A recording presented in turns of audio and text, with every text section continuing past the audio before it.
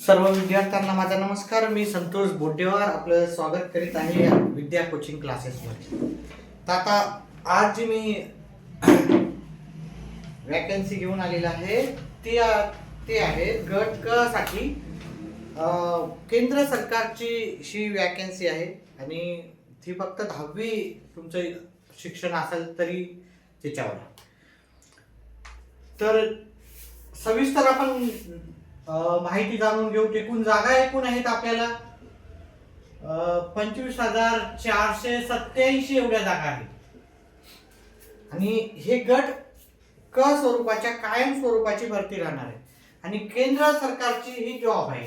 गट कोणता आहे? गट क नुसार राहणार आहे भरती. राज्य सरकार नाही तर केंद्र सरकारचा हे जॉब आहे. केंद्र सरकारचं जॉब आहे, ठीक आहे, किंवा नोकरी आहे एकंदरीत म्हणू शकतो. ऍप्लिकेशन याचा आपल्याला जी ऍप्लिकेशन करायचं आहे म्हणजे अर्ज भरायची तारीख आहे आपली. अर्ज भरायची तारीख आहे 1 डिसेंबर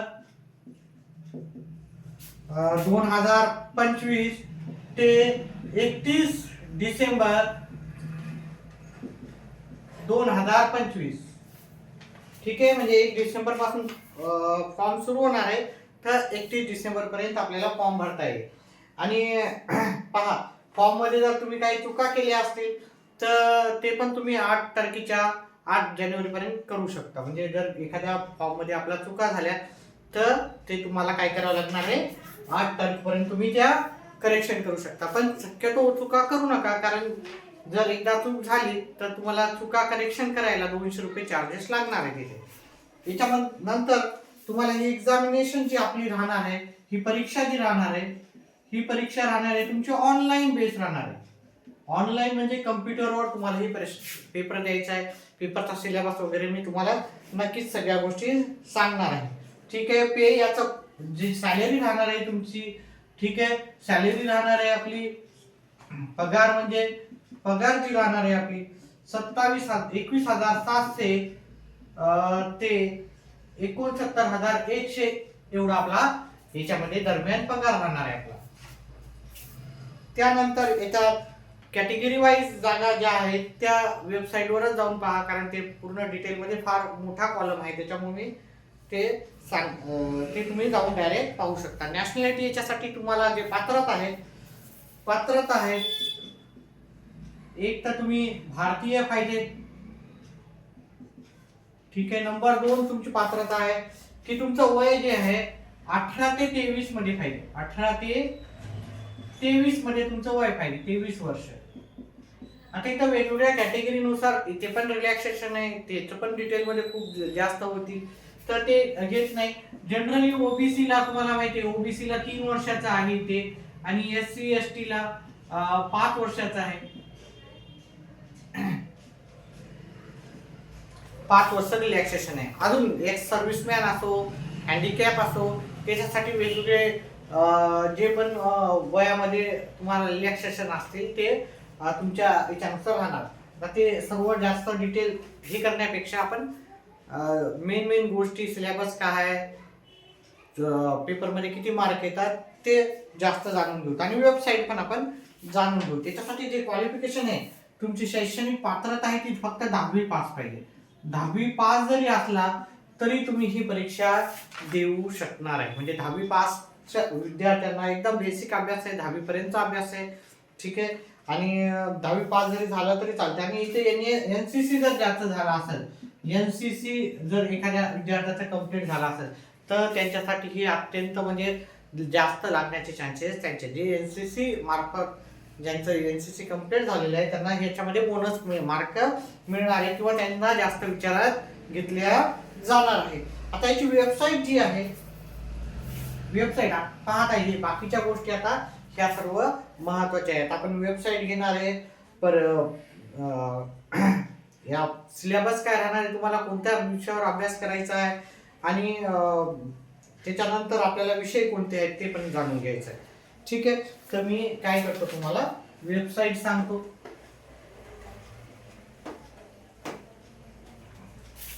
वेबसाईट व्यवस्थितपणे लिहून घ्यायचं आहे तुम्ही. वेबसाईट राहणार आहे www.ssc.in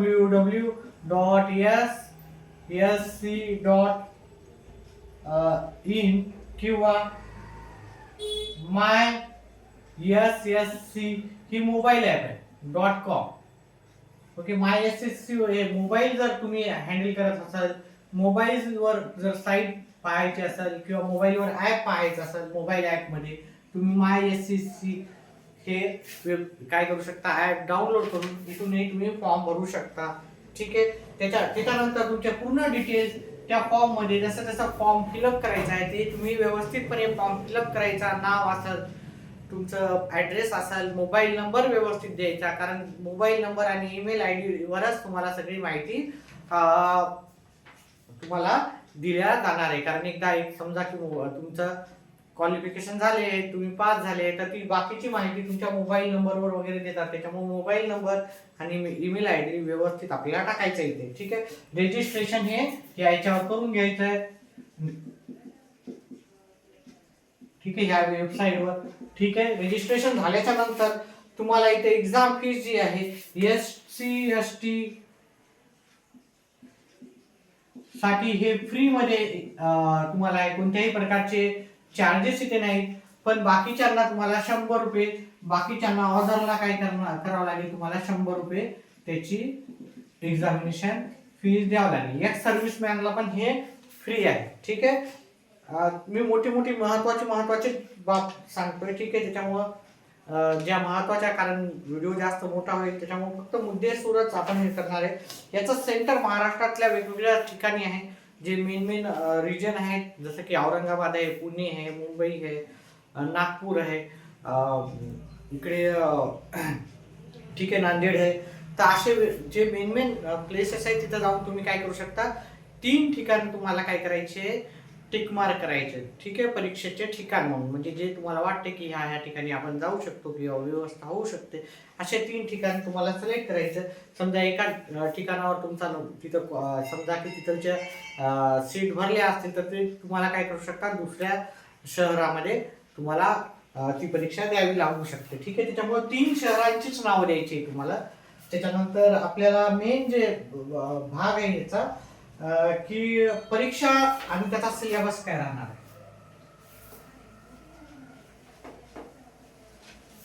पहा, ही जी एक्झाम आहे, एक्झामिनेशन किंवा परीक्षा, ही जी परीक्षा राहणार आहे त्याच्यामध्ये काय काय घटक राहणार आहे. एक रिझनिंग राहणार आहे. रिझनिंग म्हणजे बुद्धिमत्ता. रिझनिंग, बुद्धिमत्ता. पहा, ही परीक्षा तुम्ही मराठी माध्यम निवडून पण देऊ शकता. त्याच्यामुळं ह्याच्यामध्ये तुम्हाला मराठी जेव्हा फॉर्म भरायचा तिथे व्यवस्थित सिलेक्ट करायचं मराठी माध्यम, ज्यांना मराठी सोपं जातं. ठीक आहे, त्याच्यानंतर दुसरा विषय आहे परीक्षेचा जनरल नॉलेज.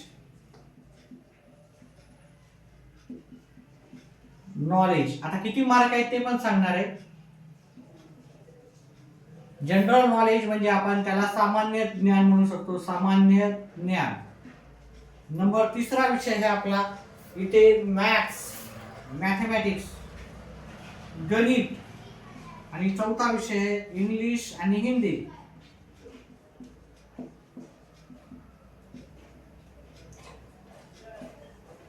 इंग्रजी आणि गणित,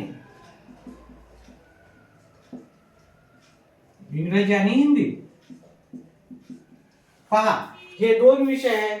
तुम्ही जर मराठी माध्यम हे केलं असेल तर हे तिन्ही विषय तुम्हाला मराठीमध्येच पेपर येईल. तर काळजीपूर्वक आपण फॉर्म भरताना मराठी माध्यम असं लिहायचं आहे, कारण हे सर्व पेपर तुम्ही तुमच्या सिलेक्टेड लँग्वेज मध्ये येणार आहे. चला, तर याचे जे प्रश्न आहेत, एकूण प्रश्न आणि त्याच्यावर गुण किती राहणार आहे, तर याचे सर्वांचे 20-20 प्रश्न आहेत आणि सर्वांना 2-2 मार्क आहेत. म्हणजे सगळ्यांना 40-40 असे गुण आहेत आपल्याला. मग हे गुण किती झालेत आपले, 160 गुणाची ही परीक्षा राहणार आहे. याच्यासाठी तुम्हाला 60 मिनिटाचा अवधी दिला जाईल. एवढा अवधी दिला जाणार आहे. ठीक आहे, आणि याच्यासाठी जर प्रश्न बरोबर आला तर एका प्रश्नाला 2 मार्क राहणार आहे. ओके, बरोबर प्रश्नाला 2 गुण. आणि जर चुकीचा जर प्रश्न राहिला तर इथे मात्र तुमचं निगेटिव्ह मार्क्स सिस्टीम असल्यामुळं चुकीच्या प्रश्नाला आपल्याला 0.25 गुण कमी करण्यात येणार आहे. तेवढी खबरदारी घ्यायची, चुकीचे प्रश्न लिहायचे नाहीत आपण. ठीक आहे, कारण आपलं मार्क कमी होऊ शकतो. आता ही परीक्षा झाल्याच्या नंतर ही काही गोष्टी तुम्हाला लक्षात ठेवायच्या आहे. परीक्षा पास झाल्याच्या नंतर तुम्हाला फिजिकल एफिशियन्सी आहे की नाही त्याची टेस्ट होणार आहे. त्याच्यानंतर तुम्हाला मेडिकल एक्झामिनेशन पण होणार आहे तुमचे, आणि डॉक्युमेंट व्यवस्थित तुम्हाला द्यायचे आहे. डॉक्युमेंट व्यवस्थित आपले सगळे तयार ठेवायचे. जे जे डॉक्युमेंट लागतील ते तुम्हाला वेबसाईटवर सांगितल्या जातील.